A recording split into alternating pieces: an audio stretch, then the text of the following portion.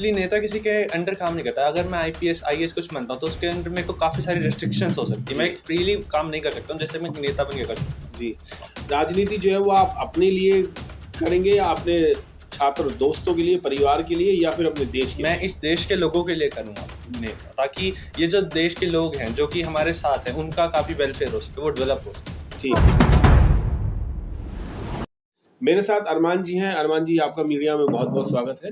जय भीम, नमो बुद्धाय। जय भीम। अरमान जी, आपको क्या लगा कि आप अपनी इतनी सी उम्र में, छोटी-सी उम्र में ही आप एक युवा छात्र हैं और अभी छात्र ही हैं, अभी आप स्टूडेंट हैं और स्टूडेंट में भी आपको एक राजनीति का भी वो आ गया है और आप आरपीआई में एक सबसे कम उम्र के युवा नेता हैं।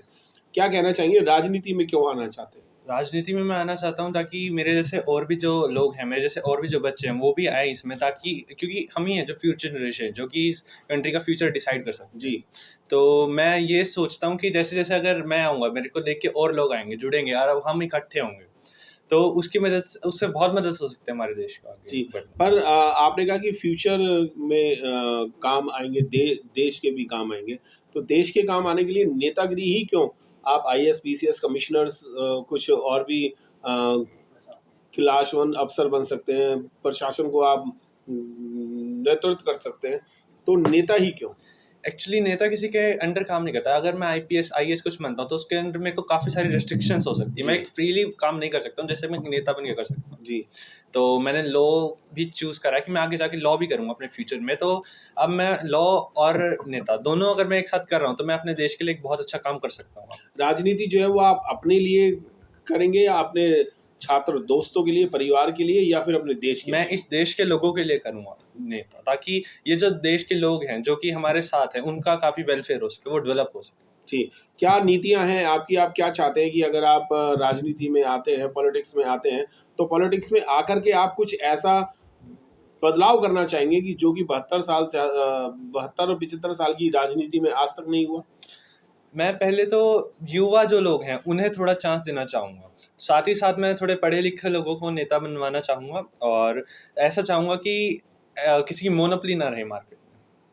और ऐसा नेता है जिसको जो लोगों के लिए काम करे, अपने सेल्फ के लिए नहीं, लोगों के लिए काम करे, लोगों के हित में काम करे। पर नेता तो सारे जो हैं वो लोगों के हित के काम करने के लिए आते हैं और पता चलता है बाद में बहुत सारे नेता ऐसे हैं कि कुछ घोटाले कर लेते हैं, कुछ यहाँ से ले लेते हैं, कुछ वहाँ से ले लेते हैं, जेब अपनी ही भरते हैं और जनता को एक इस तरीके से छोड़ देते हैं जैसे वो असहाय हो। हाँ जी, मैं तो यही चाहता हूँ कि एक पढ़े-लिखा नेता आए ताकि वो लोगों के हित में काम करे और ऐसा लोगों के साथ ना हो। जितने भी पढ़े लिखे नेता थे वो आज भी नेतागिरी कर रहे हैं। बहुत सारे लोग पढ़े लिखे हैं, बहुत सारे लोग अनपढ़ भी रहे थे और अनपढ़ में भी राजनीति उन्होंने बहुत चरम सीमा पे की और घोटाले भी बहुत किए। तो पढ़ा लिखा और अनपढ़ का क्या मतलब है? अगर किसी में काबिलियत है तो वो भी तो नेता बनना चाहिए। काबिलियत बन सकता है, काबिलियत होनी चाहिए और मैं ये नहीं कहता कि अनपढ़, बट लेकिन एक पढ़ा-लिखा लोगों की बातों को ज़्यादा अच्छे से समझ सकता है। जी। अब कुछ एक लोग हैं जो पढ़े-लिखे भी हैं, बट वो लोगों की बात को नहीं समझ पाते और अपना ही घर भरने में लगे हुए हैं। तो हम इस चीज़ को ख़त्म करना चाहते हैं बेसिकली। जी। अरमान जी, मैं आपसे ये चाहता हूँ, आप युवा हैं और बड़े जोशीले हैं और हाइट पर्सनैलिटी भी आपकी बहुत अच्छी है, अच्छी एजुकेशन भी ले रहे हैं। मैं ये चाहता हूँ कि आप ये बताएँ हमारे सब दर्शकों को और देश को और पूरी दुनिया को ये बताएँ कि आप किस तरीके की राजनीति करना चाहते हैं और देश को किस किस मुकाम पे पहुँचाना चाहते हैं? देखिए, जैसे कि आपने मेरी एजुकेशन के बारे में बात करा, तो मैं डीएवी पब्लिक स्कूल कुरुक्षेत्र में एक अच्छा लेवल का स्कूल है, मैं उसमें एजुकेशन ले रहा हूँ। जी। और मैं चाहता हूँ कि जो मेरे साथ और भी जो लोग हैं, वो अच्छी हाई एलिमेंट्री एजुकेशन लेके, हाई यूनिवर्सिटी से एजुकेशन ले सकें। और मैं चाहता हूँ कि हमारा एजुकेशन सिस्टम बहुत अच्छा डेवलप हो सके, ताकि जो हमारे आने वाले जो देश है, वो काफ़ी डेवलपमेंट की ओर जा सके। मैं चाहता हूँ जैसे कि हमारे जो बच्चे हैं यहाँ के, जैसे जो भी बच्चे हैं कहते हैं हमें फॉरेन जाना है, हमें ऑक्सफोर्ड यूनिवर्सिटी जाना है, तो मैं चाहता हूँ कि हम ऑक्सफोर्ड यूनिवर्सिटी को ऐसी यूनिवर्सिटी यहीं पे ही डेवलप कर सके कि बाहर से लोग आना चाहिए हमारी कंट्री में। साथ ही साथ मैं चाहता हूँ कि जो हमारे लोग हैं यहाँ पे एम्प्लॉयमेंट के लिए, बेसिकली एम्प्लॉयमेंट के लिए काफ़ी सारे लोग हमारे यहाँ से बाहर जाते हैं, कनाडा जाते हैं, स्विट्जरलैंड, अलग अलग जगह जाते हैं। तो मैं चाहता हूँ कि यहाँ पे इतनी अपॉर्चुनिटीज़ हम डेवलप कर सकें कि बाहर से लोग यहाँ पे आना चाहें। जैसे कि हमें पता है कि जो एजुकेशन है वो बेसिक की है सक्सेस के लिए, और हमारी एजुकेशन जो है एक मेन रोल जो है प्ले करती है for the development of our country. और साथ में मैं चाहता हूँ कि जितने भी लोग हैं हमारे साथ वो सारे अच्छे से ग्रो कर सकें। डेवलप कर सके। कोई भी गरीब ना हो, किसी भी जाति का, किसी भी धर्म का, सारे लोग इक्वल। साथ ही साथ मैं चाहता हूँ कि अब मेरे साथ और भी युवा लोग इकट्ठे हों, ताकि हम सारे इकट्ठे होके अच्छे से अपने देश के लिए काम कर सकें और एकजुट होके अच्छे से अपना देश चला सकें और सब में एकता ला सकें। तो देश चलाने के लिए सर आपको युवाओं की ज़रूरत है या आपको सीनियर्स की भी ज़रूरत पड़ेगी? हमें सीनियर्स की भी ज़रूरत है, और बेसिकली दोनों के दोनों, युवा और सीनियर्स। पर सर सुनने में क्या देखने में भी ये आया है कि जब थोड़ा सीनियर और एक युवा अगर सामने साथ में खड़े होते हैं तो सीनियर अपनी सीनियरिटी का रौब दिखा करके कहते हैं कि अरे तुम मुझे सिखाओगे या मुझसे ज़्यादा काम करोगे, तो वहाँ पर आप कैसे लोगों को पेश कर पाओगे सर? देखिए, जैसे कि हमने कहा कि हमें एक एजुकेशन चाहिए। अब अगर कोई एजुकेशन फ़ील्ड में, और वैसे भी अगर एजुकेशन एक बंदे की मेंटल एबिलिटी को डेवलप करता है। अब अगर दोनों डेवलप हैं, तो फिर ये प्रॉब्लम भी हमारी ख़त्म हो जाती है। और अगर हमें मान लो कोई कह रहा है ऐसे, तो ये चीज़ हम ख़त्म करना चाहते हैं कि कोई अपनी सीनियरिटी ना दिखा सके। Seniority on the basis of post, ऐसा नहीं होना चाहिए। और कि हम एक बंदे को एज पे और उसके टाइम पीरियड पे, उसके बेस पे सीनियर बता रहे हैं। हम एक तो सीनियर आप ये चाहते हैं कि देश का सारा युवा जो है वो राजनीति में आ जाए?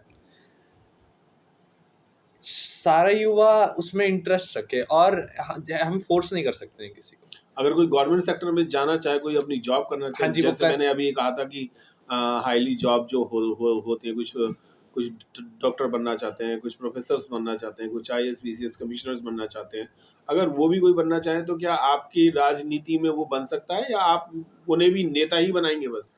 हम उन्हें हर एक फील्ड में, हम युवा को और हर एक पर्सन को, हम उन्हें चाहेंगे कि वो हर एक फील्ड में जाए। हम उनके लिए हेल्प भी करेंगे, हम उनके लिए अलग-अलग स्कीम्स बनाएँगे। उसके अलावा हम उनको हेल्प करेंगे ताकि वो हमारे देश में ही ऑक्सफोर्ड यूनिवर्सिटी जैसे लेवल है, उस लेवल की पढ़ाई कर सके और अच्छे से ग्रो कर सके। आपने राजनीति चुनी और राजनीति में आपने सबसे पहली जो राजनीति पार्टी जो चुनी है वो आरपीआई चुनी है, रिपब्लिकन पार्टी ऑफ इंडिया, हाँ जी। जो बाबा साहब डॉक्टर बी आर अम्बेडकर ने बनाई थी। आपने आरपीआई ही क्यों चुनी? कोई और भी तो हो सकती थी। बीजेपी आज की डेट में बहुत अच्छी ग्रो कर रही है पार्टी, कांग्रेस भी रही है, आम आदमी पार्टी है, बीजेपी है और जनता दल है, आरएलडी है, बहुत सारी पार्टियां। तो आपने वो ज्वाइन क्यों नहीं की? आपने आरपीआई ही क्यों की, जो कि इसमें उत्तर भारत में अगर देखा जाए या इस साइड देखा जाए तो आरपीआई का जीरो ग्राफ है।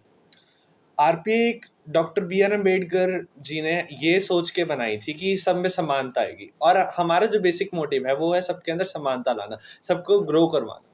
और आरपीआई के अगर हम साथ देखें तो उसका ग्राफ ज़ीरो है, बट अगर हम सारे मिलकर काम करेंगे तो हम उसको बहुत ही उच्च उस स्थिति पर लेके जा सकते हैं। बेसिकली हमें डॉक्टर बी आर अम्बेडकर ने सिखाया था कि हमें हर एक बंदे को एक एलिमेंट्री एजुकेशन देनी है ताकि वो डेवलप कर सके एक समानता के साथ, और हमें जाति और इन सब चीज़ों को पीछे छोड़ना पड़े।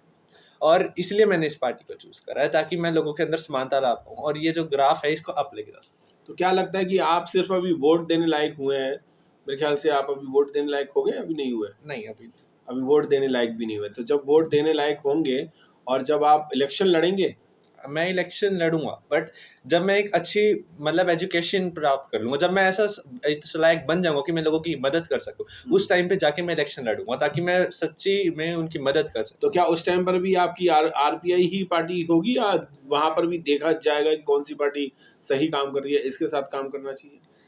चूज कर सकते हैं उस टाइम पे। अभी जैसे मैंने अपनी शुरुआत आरपीआई से की है, और हम इसी पार्टी को ऊपर तक लेके जाएँगे, और हम इसी पार्टी को इस तरीके से काम कराएँगे कि ये बेस्ट बन जाए अपनी फील्ड में, और मेरे को किसी पार्टी में जाने की ज़रूरत ना पड़े। बहुत-बहुत धन्यवाद। आप हमारे युवा नेता हैं और अरमान चहल जी हमारे साथ थे और अरमान जी ने बहुत अच्छी बातें की कि मैं एजुकेशन और एम्प्लॉयमेंट जो है वो दुरुस्त करना चाहता हूँ और सब लोगों को मकान मिले, सब लोगों को घर मिले और सब लोग जो है वो इस देश में हँसते-खेलते रहें और हमारा देश जो है वो उन्नति करे। ऐसी ही अगर युवाओं की सब लोगों की सोच हो जाए तो हमारा देश वाक़ई में फिर से सोने की चिड़िया बन जाएगी। जय भीम, नमो बुद्धाय।